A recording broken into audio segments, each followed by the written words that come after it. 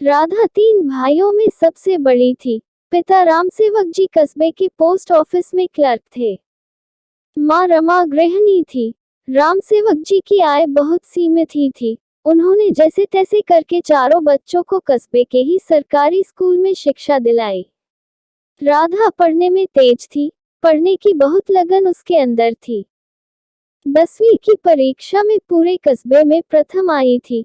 पिता रामसेवक ने उसका दाखिला कस्बे के बाहर एक सरकारी कॉलेज में करा दिया। दिन रात मेहनत और लगन के साथ पढ़ाई करके वह अपने कस्बे में ही नहीं पूरे जिले में प्रथम आई। सरकार द्वारा उसे आगे की पढ़ाई के लिए स्कॉलरशिप दिया गया। उसने सामाजिक विज्ञान विषय से बीएड किया और उसे जिले के प्राथमिक विद्यालय में शिक्षिका की नौकरी मिल गई। रामसेवक और रमा अपनी बेटी की नौकरी से बहुत खुश थे, लेकिन उन्हें अब राधा के ब्याह की चिंता होने लगी। उनके किसी पुराने मित्र ने एक लड़का राधा के लिए बताया। रामसेवक जी को लड़का पसंद आया। घर वालों की रजामंदी से राधा का विवाह सुरेश से कर दिया गया। राधा की सास शीला देवी बहुत पुरानी मानसिकता की महिला थी। राधा का बाहर जाकर नौकरी करना उन्हें कतई पसंद न आता। उन्होंने सुरेश के कान भरने शुरू कर दिया और सबके दबाव में आकर राधा ने अपनी नौकरी छोड़ दी और घर के कामों में मन लगा लिया। धीरे धीरे वक्त बीतने लगा। राधा मां बनने वाली थी, लेकिन शीला देवी को बहू की कोख से सबसे पहले पोता ही चाहिए था। लेकिन राधा को बेटी हुई। शीला देवी का मुंह उतर गया। वह सुरेश और राधा पर पोते के लिए दबाव बनाने लगी। बेटी की चाह में एक के बाद एक राधा और सुरेश के घर 3 बेटियों का जन्म हुआ। राधा अब थक चुकी थी। वैसे भी इस महंगाई के जमाने में 3 लड़कियों का पालन पोषण करना ही बड़ी बात है। लेकिन उसने मन बना लिया था कि अब कुछ भी हो जाए वह अब मां नहीं बनेगी। अब वह अपनी तीनों बेटियों को ही पढ़ाएगी लिखाएगी और इन्हें बेटों जैसा मान सम्मान दिलाएगी। लेकिन राधा की सास शीला देवी को यह मंजूर नहीं था। अब राधा और शीला देवी में आए दिन रोजाना झगड़े होने लगे थे। शीला देवी एक भी मौका नहीं छोड़ती थी राधा को कोसने का। शीला देवी रोजाना कोई ना कोई बहाना बनाकर राधा को ताने देती रहती थी। कई बार तो राधा और सुरेश में भी लड़ाई करवा देती थी। गुस्से में सुरेश राधा पर कई बार हाथ भी उठा चुका था। सुरेश अपनी मां की बातों को बिना सोचे समझे ही सुन लेता था। वह शीला देवी का लाडला था। जो मां कहती थी उसे आंख बंद करके मान लेता था। जब राधा ने साफ मना कर दिया कि वह अब मां नहीं बनेगी तो शीला देवी सुरेश पर दूसरी शादी करने का दबाव बनाने लगी। वह दिन रात सुरेश के कानों में उल जुलूल बातें भरती रहती, कहती, बेटा, परिवार का नाम तो बेटे से ही होता है। अगर हमारे कुल में बेटा ही पैदा नहीं हुआ तो हमारा वंश तो यही खत्म हो जाएगा। अपनी मां की बातों को मानकर सुरेश दूसरी शादी करने के लिए तैयार हो गया। शाम को घर आने पर उसने राधा से कहा कि मैं दूसरी शादी करना चाहता हूँ। मुझे मेरे कुल के लिए वंश चाहिए। सुरेश की बातें सुनकर राधा के पैरों तले जमीन खिसक गई। राधा ने उसके हाथ पैर जोड़े और उसे बहुत समझाया और कहा कि आजकल लड़के लड़कियों में कोई अंतर नहीं है। अगर लड़कियों को भी लड़के की तरह उचित शिक्षा दिया जाए तो वह उनका नाम रोशन कर सकती है। देखना हमारी बेटियां भी एक दिन हमारा नाम जरूर रोशन करेगी। राधा की आंखों से आंसू बहते रहे, लेकिन सुरेश को इस बात से कोई फर्क नहीं पड़ा। उसने राधा से कहा कि मैंने यह बात तुमसे सलाह लेने के लिए नहीं बताई है, बल्कि मैं तुम्हें अपना फैसला सुनाने आया हूँ और मैं अगले सप्ताह ही दूसरी शादी करने जा रहा हूँ। अगले सप्ताह ही शीला देवी ने सुरेश की शादी गीता से करा दी। गीता गरीब घर की सुंदर नैन नक्शों वाली लड़की थी। सुंदरता में इतनी धनी थी कि लड़कियां उसके आगे पानी मांगे। सुरेश शादी के बाद गीता के आगे पीछे ही घूमने लगा। अपनी पहली पत्नी राधा और बेटियों की कोई खोज खबर भी नहीं लेता था। वही भूल गया था कि उसकी एक पत्नी और 3 मासूम बेटियां हैं। कई कई बार राधा और सुरेश के बीच झगड़े होने लगे थे। सुरेश उसे बहुत बार कह चुका था, तुम्हें नहीं रहना है इस घर में तो चली जाओ। लेकिन राधा इस घर को छोड़कर कैसे चली जाती? और फिर वह जाए भी तो कहाँ जाए? शादी के बाद तो पति का घर ही एक औरत का अपना घर होता है। और कैसे छोड़ दे वो अपना घर? इस घर के एक एक ईंट को उसने जोड़कर मकान से घर बनाया है। वो उसी घर में आंसू बहा के अपमान के घूंट पीकर पड़ी रही, अपनी छोटी छोटी बच्चियों के सहारे। दिवाली का त्योहार आने वाला था। शीला देवी ने गीता बहू के लिए सुंदर महंगी साड़ी खरीद कर लाई थी और राधा और उसकी बेटियों के लिए तो कुछ भी नहीं खरीदा था। जब राधा को पता चला कि माँ जी ने गीता के लिए कीमती साड़ी ली और मेरे बेटियों के लिए कुछ भी नहीं लिया, तो उसका मन अपनी सास और अपने पति के व्यवहार से बहुत ही दुखी हुआ। उसने शीला देवी से कहा, ये कैसा न्याय है माँ जी? दिवाली का त्योहार सबके लिए होता है, अगर लाना था तो आप सबके लिए कपड़े लेकर आती, नहीं तो किसी के लिए नहीं लेकर आती। मेरी बेटियां आपकी कुछ भी नहीं लगती। शीला देवी ने कहा, अभी मेरे पास इतना ही रुपया था और पैसे जब आएंगे तो तुम्हारे और तुम्हारी बेटियों के लिए भी कपड़े खरीद दूंगी। राधा ने कहा कि जब आपके पास पैसे नहीं थे तो गीता के लिए इतनी महंगी साड़ी कहाँ से खरीद ली आपने? सबको उसी में बराबर बराबर का खरीद के लाते। साल भर में एक बार त्योहार आता है, उस दिन भी मेरी बिटिया पुराने कपड़े पहने, क्या ये शोभा देता है? माँ जी, वो सिर्फ मेरी बेटियां ही नहीं, आपकी पोतियां भी तो है। शीला देवी ने कहा, मेरी इच्छा मैं जो चाहूं करूंगी, तू बोलने वाली कौन है? अभी गीता बहू के खाने खेलने के दिन है, तू चाहती है कि अभी से ही उसे दुनिया के झंझट झमेले में डाल दूं? यह मुझसे नहीं होगा।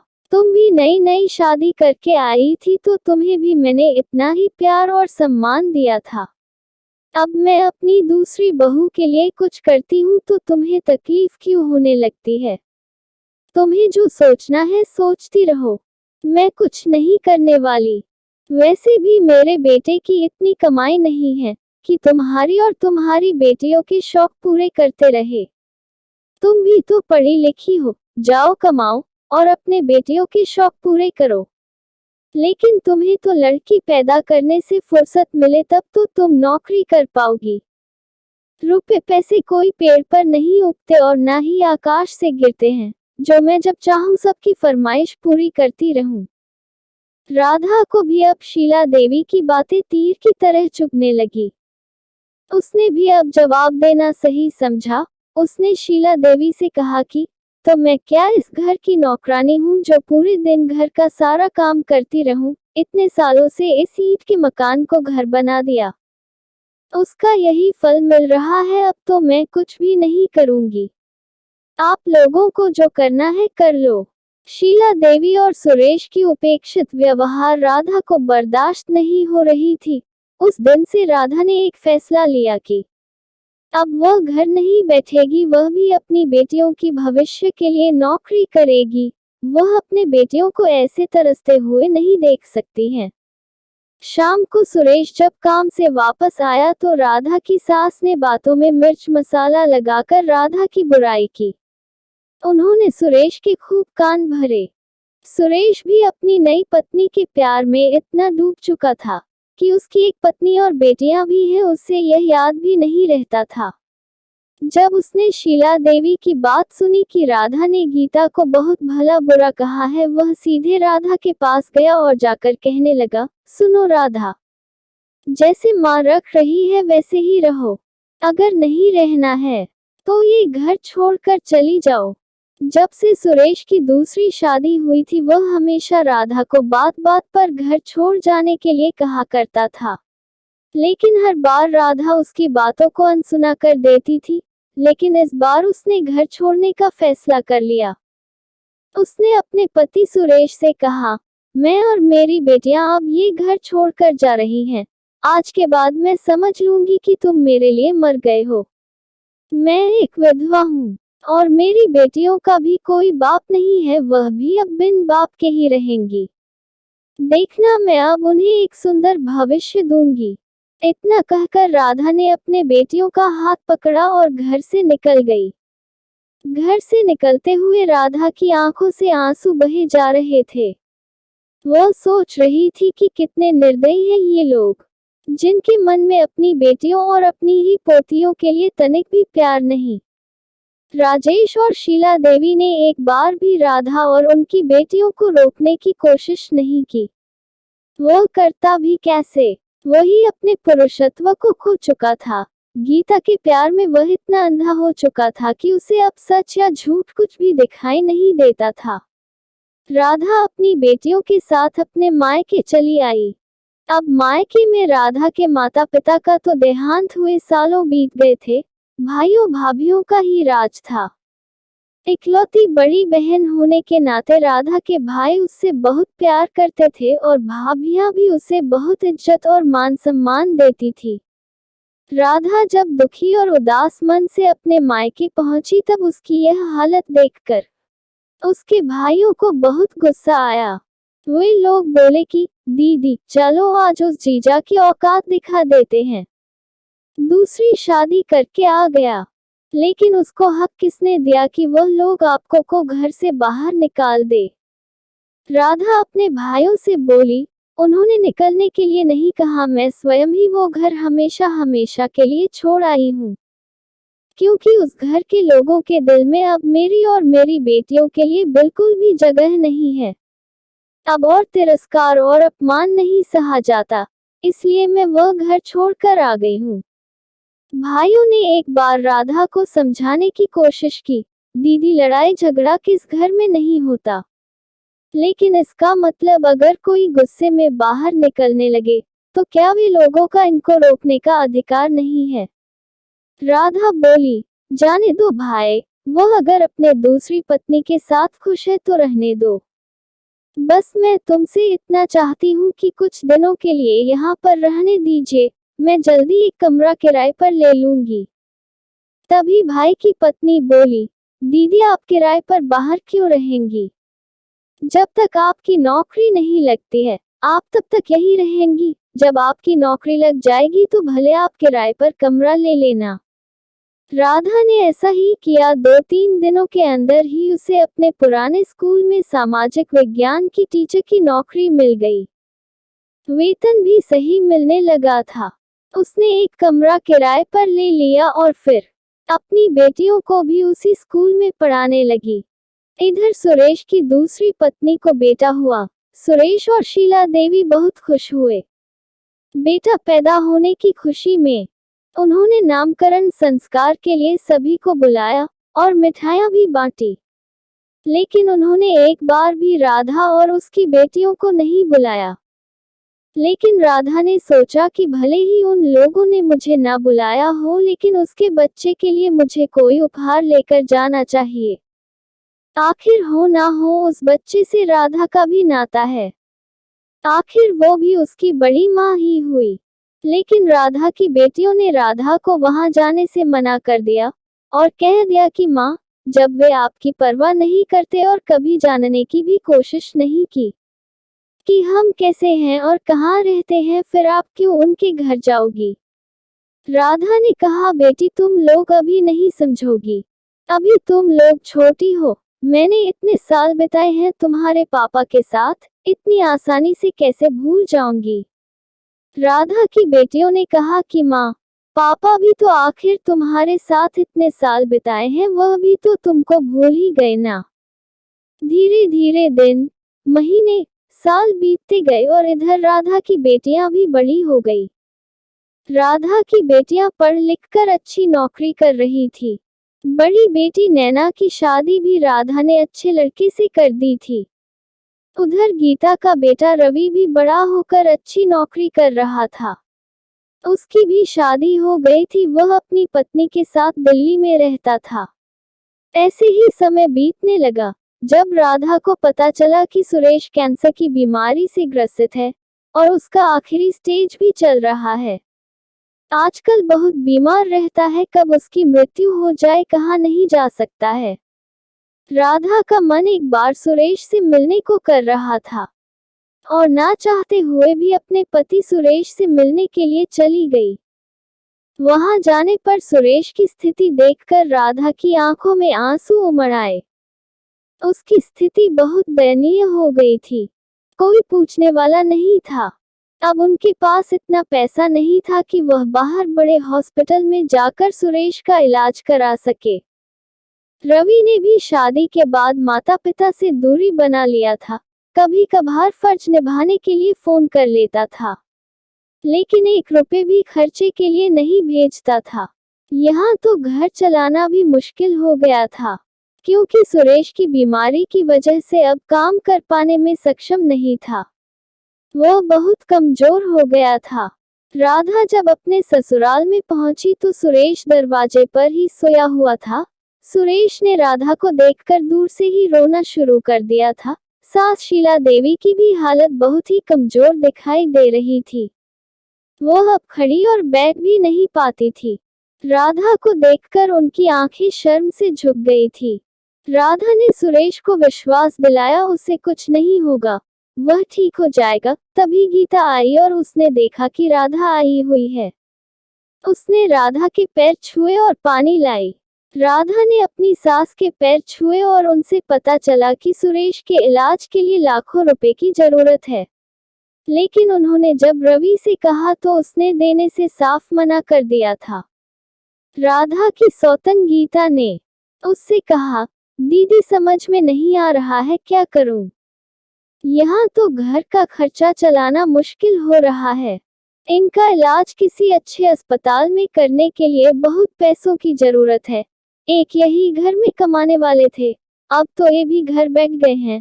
और रवि भी कभी कभार 1-2 हजार भेज देता है, उससे क्या होगा? अब तो मन करता है कि मैं ही जाकर किसी के घर में झाड़ू पोछा का काम कर लूं। राधा ने कहा, कैसी बात करती हो गीता?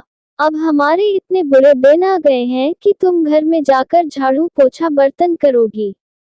तुम्हारी बड़ी बहन अभी जिंदा है, मेरे रहते तुम्हें कोई फिक्र करने की जरूरत नहीं है। राधा ने कहा कि कल तैयार रहना, सुरेश को हम हॉस्पिटल ले चलेंगे, मैं उनका इलाज कराऊंगी। राधा ने अपनी बेटियों को फोन लगाकर कहा, तुम्हारे पिता बीमार हैं और उन्हें पैसे की सख्त जरूरत है। नैना ने कहा, माँ तुम भी ना बिल्कुल नहीं समझती, उन्होंने तुमको घर से निकाल कर बाहर फेंक दिया, तुम फिर वहीं पर चली गई। तुम्हें कैसे समझाया जाए? राधा ने अपनी नैना को डांटा, मैंने तुम्हें यही संस्कार दिए हैं। आखिर जो भी है सुरेश है तो तुम्हारे पिता न, और तुम्हारे पिता के बारे में मैं एक भी गलत शब्द नहीं सुन सकती हूँ। दूसरे दिन राधा सुरेश को लेकर शहर के अच्छे अस्पताल में जाकर उसको भर्ती करा देती है। वहीं पर उसका इलाज चलता है और अच्छे इलाज के कारण वह जल्द ही ठीक हो जाता है। सुरेश के सामने उसकी तीनों बेटियां खड़ी थी। आज सुरेश अपनी बेटियों से नजरें नहीं मिला पा रहा था। जिन बेटियों को उसने परेशानी और पाप समझकर बाहर कर दिया था, उन्हीं बेटियों ने आज उसे नई जिंदगी दी है। सुरेश ने अपनी बेटियों से माफी मांगी और कहा कि आज से हम सब साथ ही रहेंगे।